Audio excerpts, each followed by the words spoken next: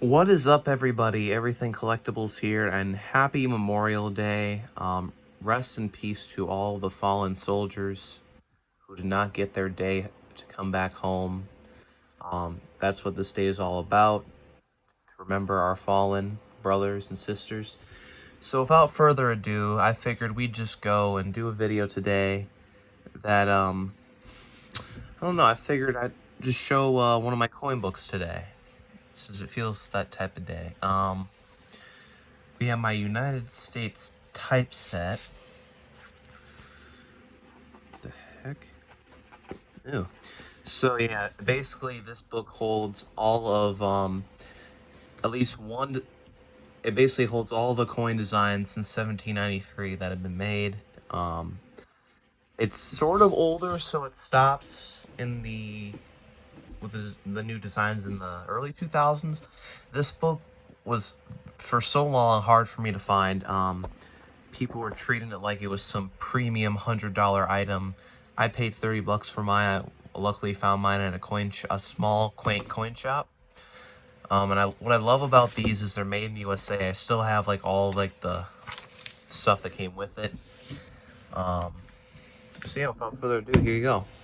So the first page, my book isn't really that complete, and I haven't really paid a lot of attention to it, but my goal is to get back to doing this at some point.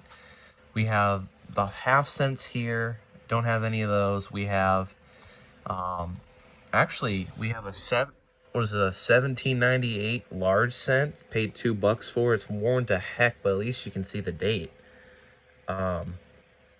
I think that's really cool. It's a 226-year-old coin, so can't argue with that. We also have a coronet, which is from 1834, and an 1846 braided hair coronet. We also have an 1857 Flying Eagle, as well as the OG Indian head penny from 1859. We've got the 1860 Indian head, or 1863 big, thick copper Indian head. We also have a common 1906. We also have an 09 VDB, the nicest example I had. Paid 3 cents for that one. We also have a 55D. It's a shiny one, but it's an extra one I had lying around. We have a steel cent from 1943. Common rusty condition, although it's a better example, but I know I can do better, so a lot of these will be replaced at some point. We also have an 2003 S. We have a 2-cent piece from 1864, first year. We don't have the little trime here, but we're gonna get it at some point. 3-cent piece. They're very tiny. They're easy to lose. This is the 18. I don't even know what year that is. I think it's 1870. You know what? I can't tell. I think it's 1870. Oh, it's 1865. I think it's the first year for that one as well. We have one of the seated Liberty dimes, so that's cool. They're about as tiny as the trime. Excuse me. We also have all the shields here. We have. Oh my god, these books are dusty or something. We have an 1866 shield nickel. We have an 1869 shield nickel.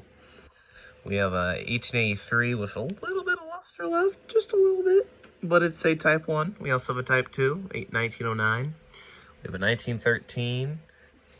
Got that for like 5 cents, haha. You know, 1914. Huh, I put a 1914 in here? Interesting. Probably could have used that for the book, but we have a 38 plain. We also have a 1945. This used to go in my Jefferson Nickel Dansco album. We have a worn capped bust dime, but you can still see the date, 1836. We also have a seated Liberty dime as well. We just don't have the one with the arrows. We also have a Liberty head barber dime. We have a nice shiny Merc in there, as well as the two shiny Rosies. So that's nice. And I'm gonna look at that Buffalo nickel. Is that a 14? That's a 14S. It's a better date, a little bit of a better date. It's not one of the keys, but it's still a better date. I forgot I had that Seed of Liberty quarter, so that's nice to see. Don't have the 20-cent piece. We have the barber quarter here. Type 1 paid. It's 1917, but it could be a 16, but it's more likely a 17. You can't really see the details on that one. You can't really see the date on it, but it's a Type 1, and I'll show you in a second. Here's my 28 that I've had for years. This was a proof, old worn proof Washington quarter that I found in a coin store machine one time. It's a very cool find. And then we also have a beautiful clad 72 on MS shape quarter. Then for the $50, we have a nice Seated Liberty $50. I forgot I had this one, to be honest with you. So there you go. We also have a 1915 Barber in there. I'm trying to think. Yeah, so there's the Type 1 quarter. The first one from the right, I guess. Right there. So, moving along here. And as you can see, I've also started the tower of Evolution tins. See how high I can get it? Haha. We also have a beautiful 49D Franklin. We have a 64 Kennedy, a nice 67. We have Christopher Columbus, Booker T. Washington, George Washington 250th anniversary, and a nice, beautiful commemorative proof of the Statue of Liberty when it celebrates 100th anniversary in America. Yeah, so that's nice. I should say in the United States. We have a beautiful 1882 Morgan dollar from Philadelphia, original luster, probably Pi AU, low MS if anything. Same with this beautiful peace dollar from 1923. And a nice 1971 Eisenhower dollar, which is a 40%er. So that's pretty cool. And then here we have the bicentennial coins. Hope to get those in proof at some point, because we have the nice 04S Sacagawea, a nice 81S Susan B. Anthony, and a Minnesota, which is where I'm from. So of course I got to put that one in there. Then we have a commemorative dollar, which we don't have yet, and we have the beautiful first year 1886 Silver Eagle. Love it, love it, love it. Hopefully they make an update book at some point, because there are some designs they need to add. Like, for example, the Lincoln Cent would probably have the shields. Wait, what?